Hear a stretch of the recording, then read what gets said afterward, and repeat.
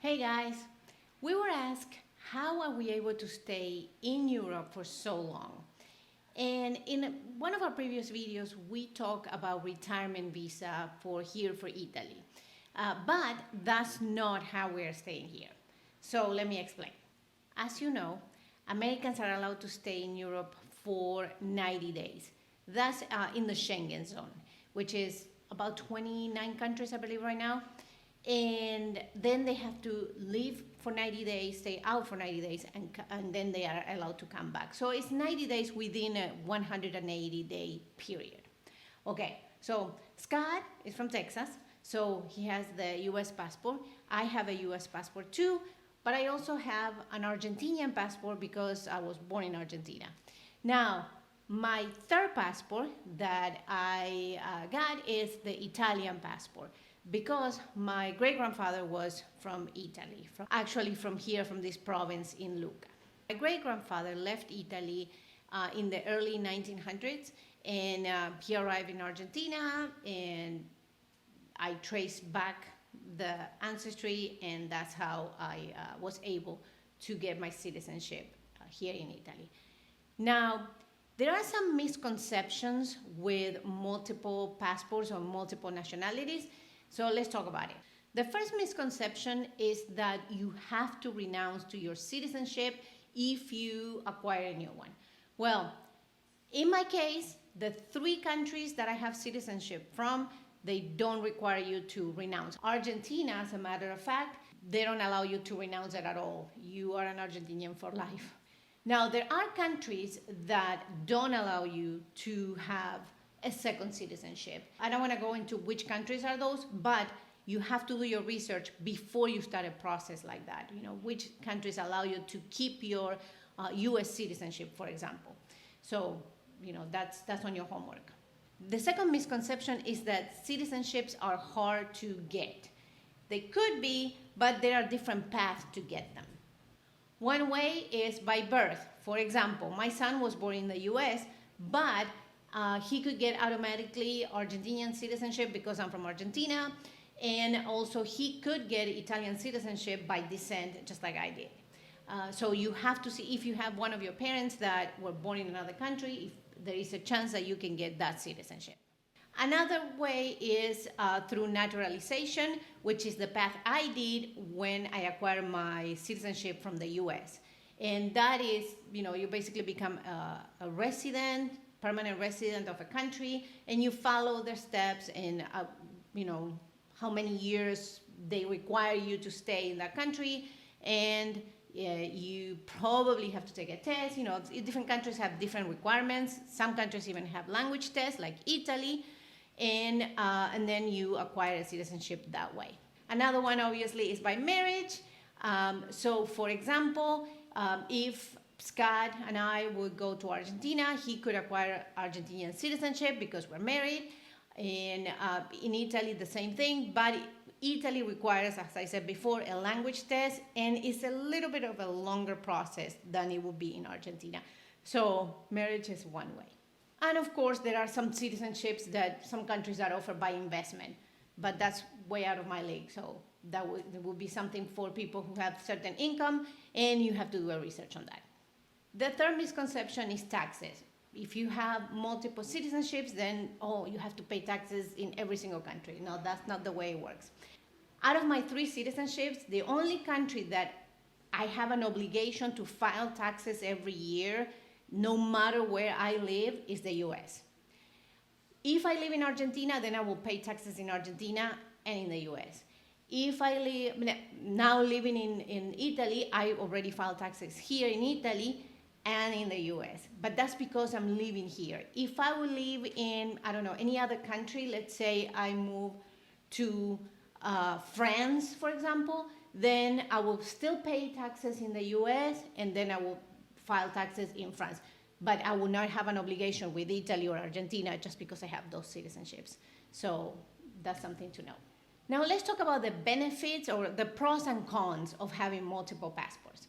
The first one is the ability to travel without having to go through complicated visa processes. For example, as I said before, here in the Schengen zone, there are no borders. So we can actually travel throughout all these countries without having to carry a passport, for instance, just with our ID, our Italian ID. Now, having a passport from the US allows me to go back to the US without having to, of course, go through a visa process. That a lot of people don't know this in the US, but in order to get a visa, a tourist visa, not a residency, okay, a tourist visa is a long, costly, and painful process for people that are going from countries in Latin America, for example. For instance, if you're going through a visa process from Argentina as a tourist, just to visit Disneyland, let's say for, I don't know, 10 days, you're gonna visit the US as a tourist, then you will have to take bank statements, property papers, pay statements, anything that shows that you are not intending to stay in the US. This is a long process and it's expensive because you have to pay for the whole process. And still with all that, might be rejected. So it's not as easy as people think. But having, other passports allows you to circumvent that process. And also, because I have an Argentinian citizenship, we can live in South America, in the different countries that are part of the Mercosur, which is a treaty among certain countries in South America. And that allows us, having that citizenship allows us to move freely also in South America. So it's kind of like what's happening here in Europe for us. And Scott is allowed to move around freely because we're married. He is not a citizen of Italy or Argentina, but because we're married, he has that right. Another pro is employment. You having multiple citizenships allows you to work in those countries that you have citizenship. If you decide to work or open a business, for example, that's a possibility. Another pro, some people will not think it is political involvement. If you decide to be politically involved, meaning voting and things like that, you have that right. Education and healthcare, that's a big deal, right? Just to give you an example, I graduated, from universities in the United States, in Texas specifically, and they were very expensive. I don't even have to tell you how much because you all know how much it costs to go to college or university in the United States. Well, here in Europe, universities are pretty affordable. There were some people that I asked, they're talking about 2,000 euros for the year for certain universities or certain careers. So it's a big difference.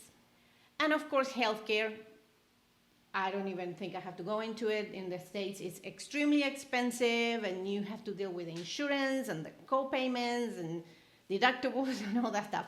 Well, here is a universal healthcare, so we just pay with our taxes. Property ownership, if you have multiple passports, property ownership can be easier. Just to give you an example, before we came to Italy, we were in Mexico for about 7 months. We thought for a moment that we wanted to live there. And when you look into buying property in Mexico, if you want to buy anything on the coast, you enter this issue that if you're not a Mexican citizen, you have to go through a fideicomiso, which is a bank acts like the middleman, basically. So you cannot have that property under your name 100%, let's say. If you have dual citizenship, US, Mexico, for example, that's a benefit. You can buy property on the coastline or on the border and, no problem. Another pro will be taxes. If you're looking to pay less taxes, then you might go with the citizenship or the country that has a lower tax rate than whatever your other citizenship is. But that's a homework that you have to do depending on what citizenship you acquire. Let's talk about some of the cons, okay, of having multiple passports. Obligations. So when you have multiple citizenships, you have obligations to each country that you have a citizenship from. So for example, if you are on an age of military enlistment or things like that, so you have to make sure that what are the requirements, I guess, for the country that you choose. And of course, depending on your age, right? If you are a retirement age, then you don't have to worry about that. But there are also obligations in the sense of residency requirements and things like that. For example, when you move to Italy, and this applies to everybody, not just citizens, you have to be registered with the government. So, those are things that you have to think about. Again, taxes, that would be another con. It could mean double taxation, but that is probably for people who have a higher income and things like that. But I'm not a tax expert, so you will have to see how to file and when to file and what are the type of deductions that you can get in each country and things like that. So again, it's a little bit more complicated than just saying double taxation. So because in our case, it's not like we are double taxed. We file in both countries, but what we had to pay here compared to what we had to pay in the States, it differs. So it's not really a double taxation. It is a double filing though. And lastly, let me say that having multiple passports or citizenships requires you to keep up with those documents. So each document is expensive because, as you know, passports are not cheap. They are over $150 or 150 euros. So you have to pay for each one every time they expire. Luckily, they are every 10 years. And you have to keep up with the expiration dates. So I would say it's not really a con. It's just, the annoyance of dealing with multiple documents. But it's part of having the benefit of having multiple citizenships. So I hope that answered the question about how we are staying here in Europe long term. And we will see you in the next one. I'm leaving you another video here for you to check out.